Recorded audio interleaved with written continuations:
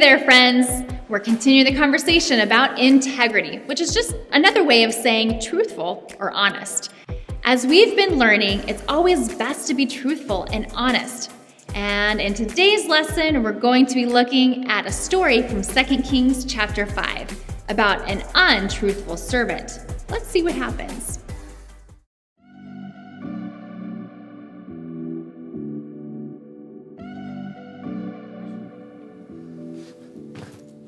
Hello, friends. It's me, Graham, and I am a hero. Hee-yah! Hee-yah! Hee-yah! Hee-yah! Uh-oh. Well, okay, I'm not a real hero, but I'm pretending to be one. It's fun to be a hero because heroes have integrity. Integrity is choosing to be truthful in whatever you say and do. And heroes, above everything else, are truthful. Of course, it's also fun to pretend to be the villain. Now you will know the power of the bucket. For I, Buckethead, am your second cousin once removed. No, that's impossible! We look nothing alike! Would I lie to you? Yeah, probably. You're right, I probably would.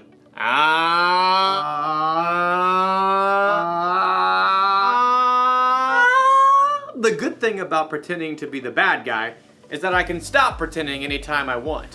But as you'll see in today's story, when you cheat and lie in real life, it's a little harder to take your mask off. It's really hard to breathe in here.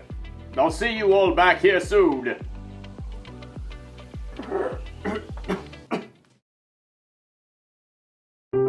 The Bible. It's 66 books of history, stories, letters, and poetry that fit together to form God's one big story. The epic adventure of how He created us and loves us so much that He made a way to rescue us. As we travel through the Bible, from Genesis to Revelation, we discover people who met God and found their lives changed forever.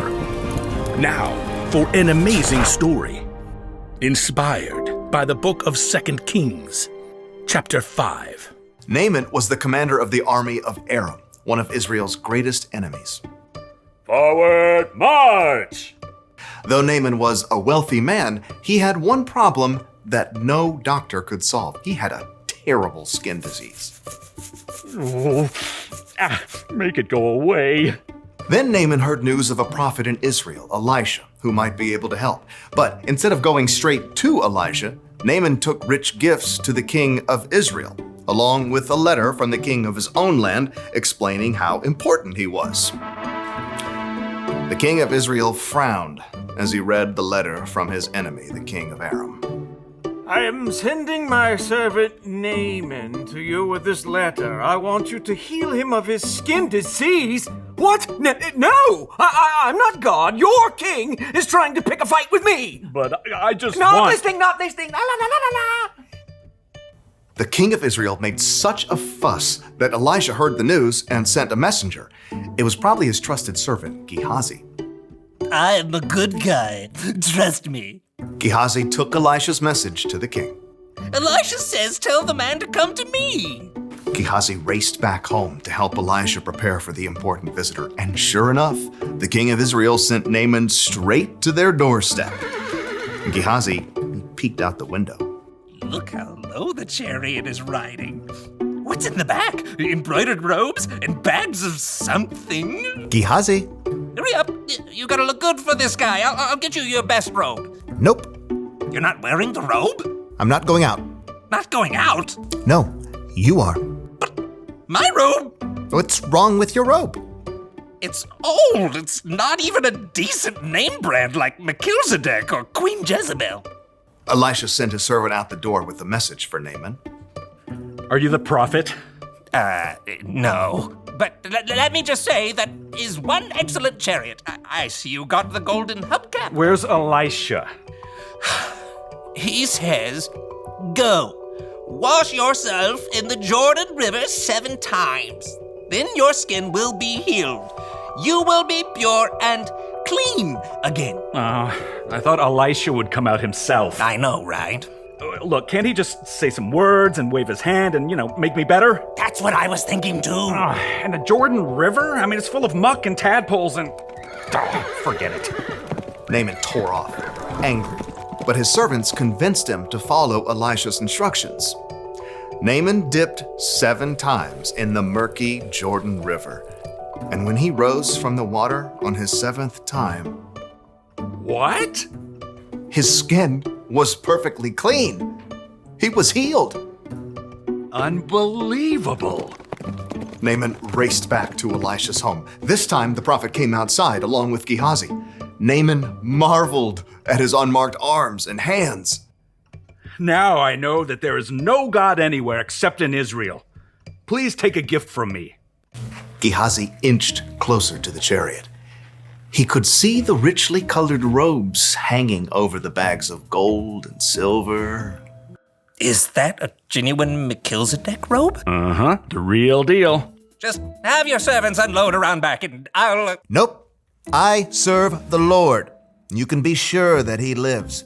And you can be just as sure that I won't accept a gift from you. What? Please, I'm begging you.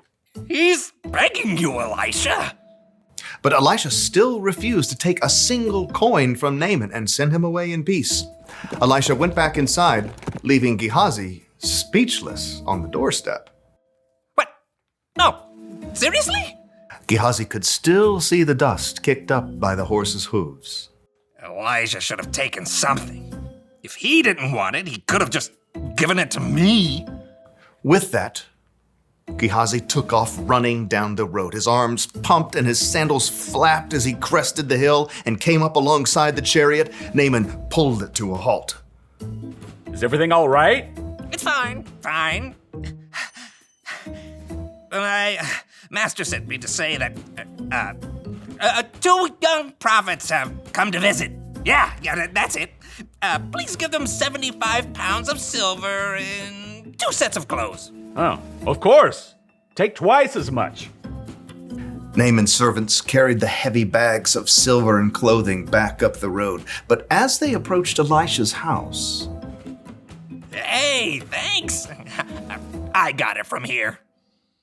Straining beneath the weight of his heavy load, Gehazi snuck inside and stashed the clothing and silver in his room. Then he hurried back out and strolled through the front door.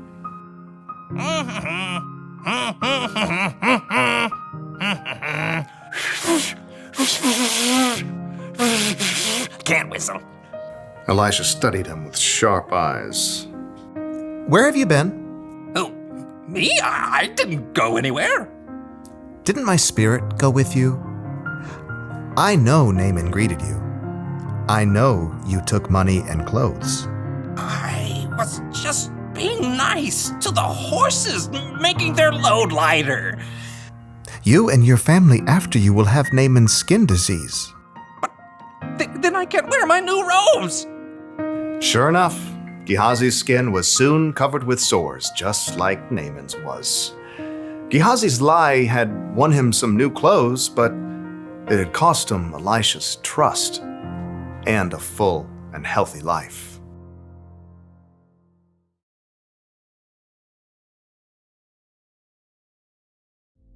Elisha's servant Gehazi told some lies, didn't he?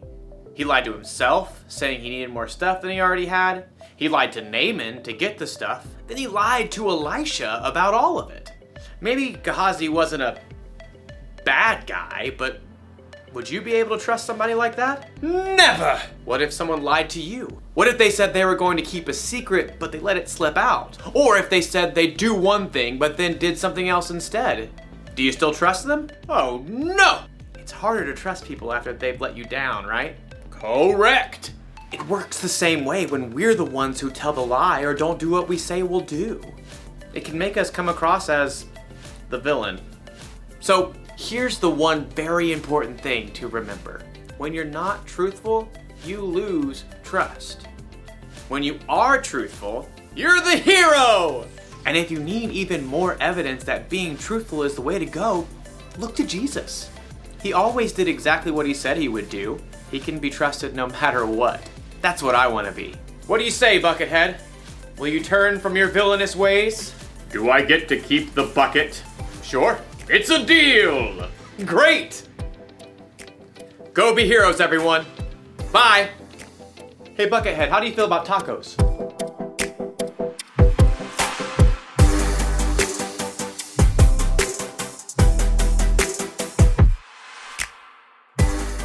Holy moly. Well, that didn't go very well for the servant, did it? He had so many lies that he ended up with the same skin disease as Naaman. Not saying that that's what would happen to you if you lied, but it's very hard to keep track of what you've told people if you aren't truthful in the first place. Remember, our bottom line for today is, when you're not truthful, you lose trust. We want to make sure that we are treating others the way that we would want to be treated, and I think that we would all agree that having an honest friend is the best kind of friend. Well, I hope you have a super fantastic week, and we'll see you guys next time.